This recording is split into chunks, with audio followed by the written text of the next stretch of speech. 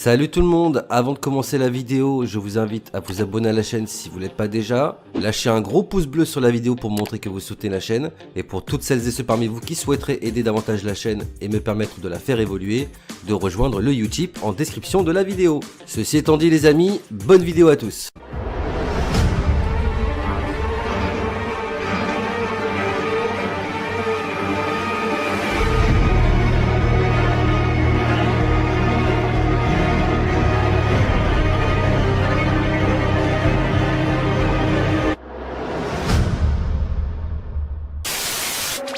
Attention les amis, avant d'aller plus loin dans la vidéo, sachez que celle-ci comporte de très nombreux spoils concernant la suite de la saison 11 de Walking Dead, ainsi que sur les spin-offs. Je tenais quand même à vous prévenir par avance, si parmi vous il y a des gens qui ne souhaitent pas se faire spoiler, je les invite bien évidemment à ne pas aller plus loin dans cette vidéo.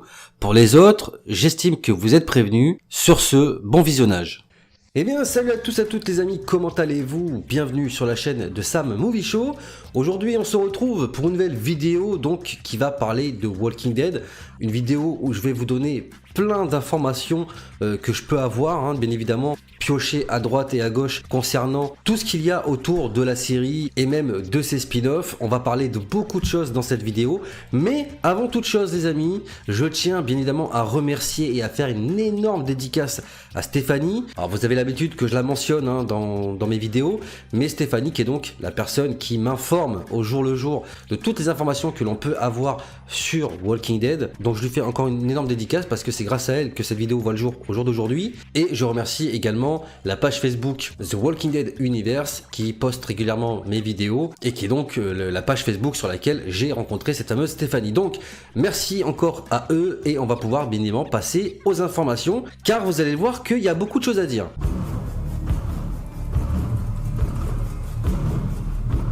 Alors la première news sera centrée donc sur Norman Reedus.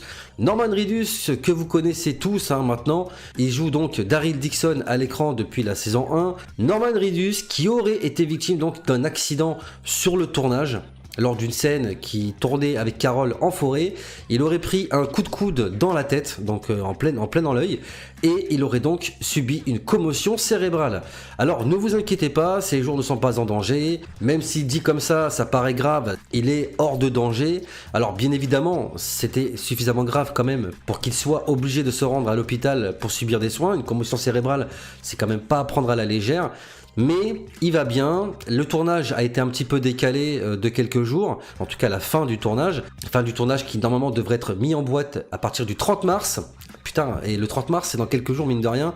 Dans 6 jours maintenant, au moment où je tourne la vidéo, la série aura fini d'être tournée. C'est-à-dire que là, on est vraiment à la fin, quoi. Ça fait toujours quelque chose. Mais quoi qu'il en soit, concernant donc l'acteur, ne vous inquiétez pas, il va bien et il a repris le tournage. Alors, des accidents sur les tournages, bien évidemment, ça arrive. Et bien évidemment, la série Walking Dead n'en fait pas exception, car d'autres accidents ont eu lieu sur le tournage. Accidents qui ont déjà malheureusement causé des morts.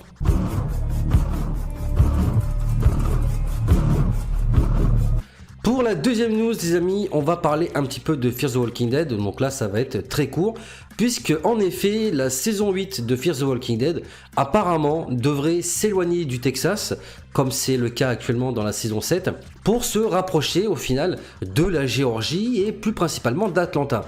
Ce qui pourrait donc potentiellement faire appeler à un retour aux sources de la série. En effet, pour les fans de la première heure, que ce soit moi ou bien d'autres, on a tous connu donc la première saison de Walking Dead qui s'est déroulée bien évidemment en Géorgie et plus principalement autour d'Atlanta. Donc faire venir les personnages de Fear the Walking Dead pour cette saison ultime donc autour d'Atlanta, ça veut dire beaucoup de choses. La première, bien évidemment, encore une fois, c'est ce retour aux sources qui plaira, j'imagine, à beaucoup de fans, de revenir un petit peu aux fondamentaux qui ont fait donc tout le charme de la série telle qu'on la connaît.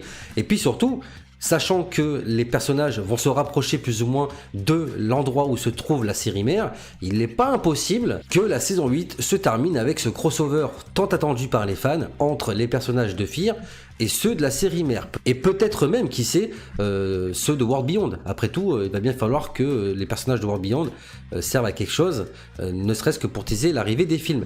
Et d'ailleurs, je finirai sur cette information centrée sur Fear the Walking Dead par là, c'est que si crossover il y aura possiblement également un lien autour des films sur Rick.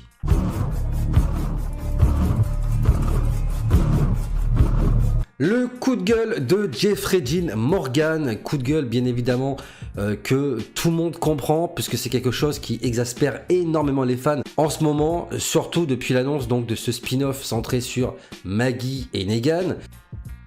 C'est honteux! Jeffrey Dean Morgan, qui joue donc le rôle de Negan à l'écran, a également fait part de son incompréhension et de sa frustration, entre guillemets, par rapport à l'annonce de ce spin-off, si tôt, hein, tout simplement. C'est inadmissible. Donc, il aurait dit, je cite, « J'imagine que du coup, nous n'allons pas mourir dans le final. Alerte spoiler les amis.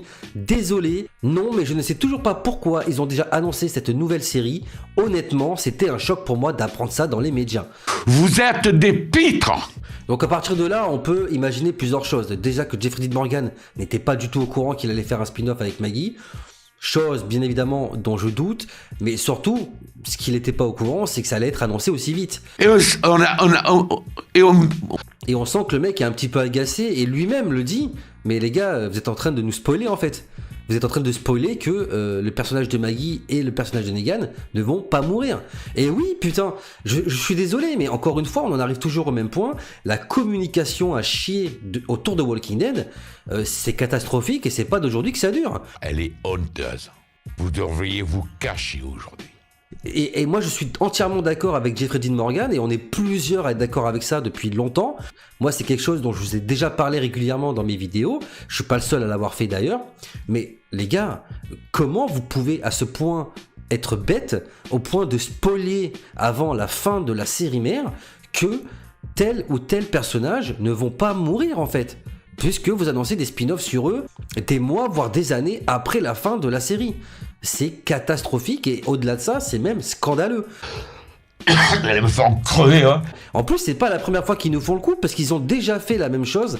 Rappelez-vous, concernant Rick et Michonne, enfin leur départ, ils ont annoncé bien avant qu'on le voie dans l'épisode que ces personnages-là allaient partir. J'ai pas les couilles à la mer. Et honnêtement, on va pas se mentir, ça enlève énormément le charme de l'épisode quand tu sais à l'avance que l'épisode que tu regardes, dans cet épisode-là, l'un de tes personnages va partir. Enfin, pour moi, c'est scandaleux. Voilà, c'est tout ce que j'ai à dire. C'est honteux. Qu'ils fassent leur spin-off, y a pas de problème. Mais ne nous spoilez pas, quoi. Franchement, c'est délirant. Enfin, je sais pas ce que vous en pensez. Hein, vous le mettrez dans l'espace commentaire de la vidéo. Mais moi, personnellement, je trouve ça inadmissible. Oui, mais, mes couilles, voilà, tu as compris?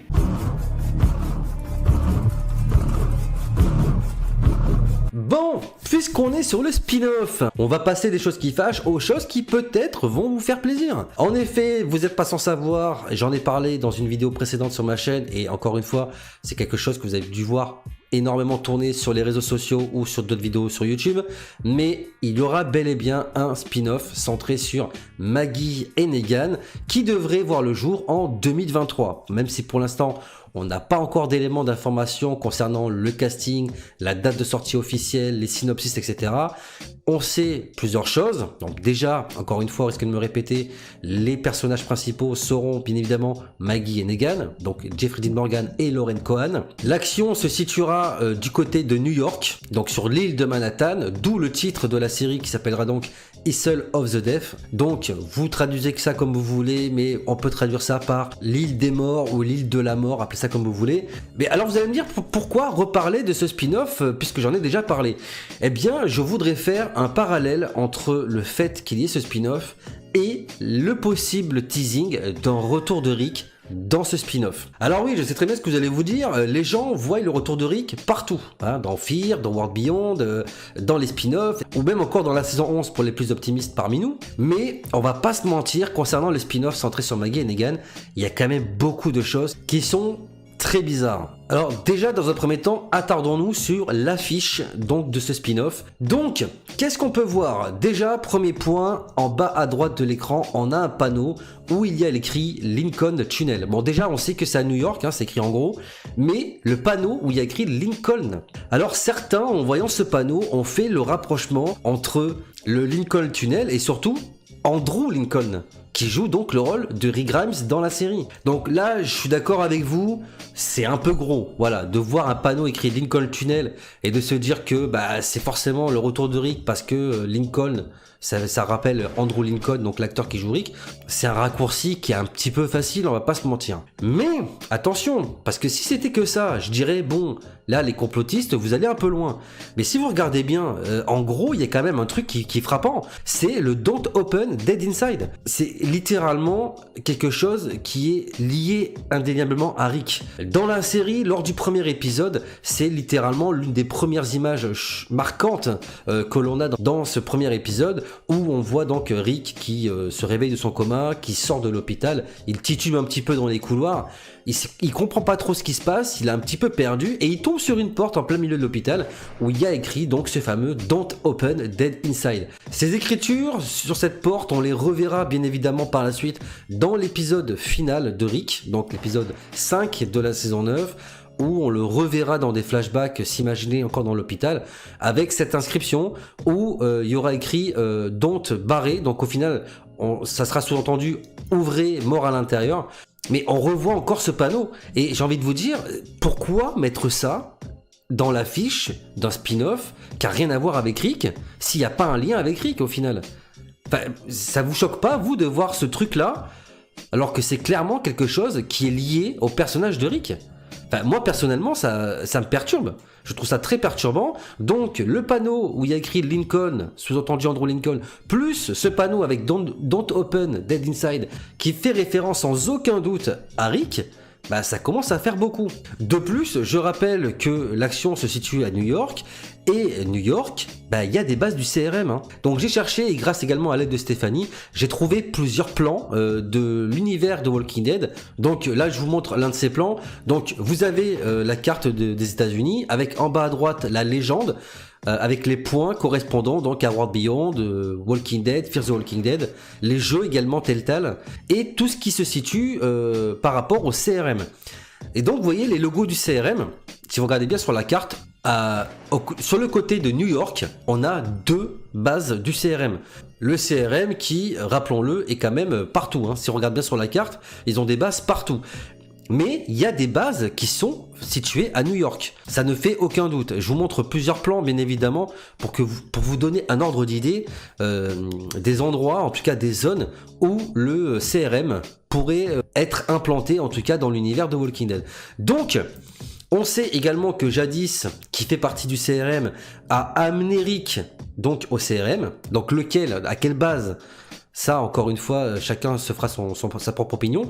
Mais le panneau, l'inscription et le fait qu'une base du CRM puisse être également à New York, ça commence à faire beaucoup. Et enfin, je terminerai par le teaser, tout simplement, des films sur Rick. Rappelez-vous du teaser que l'on avait eu lors de la Comic-Con en 2019, le teaser qui était celui-ci.